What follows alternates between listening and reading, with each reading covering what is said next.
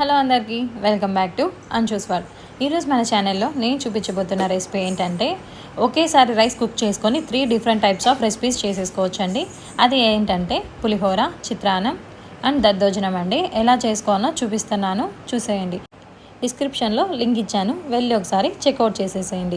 ఒకసారి rice cook చేసేసుకుంటే 3 types of rices చేసేసుకోవచ్చండి. చాలా ఈజీ అండ్ క్విక్ వేలో చాలా ఎమ్మీ అండ్ టేస్టీగా ఉంటాయండి.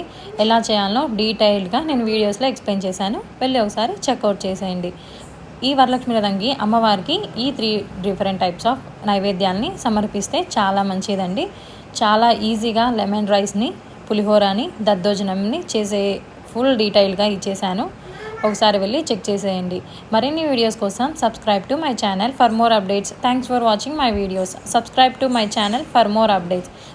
మరిన్ని వీడియోస్ కోసం నా ఛానల్ని సబ్స్క్రైబ్ చేసేయండి. Like, share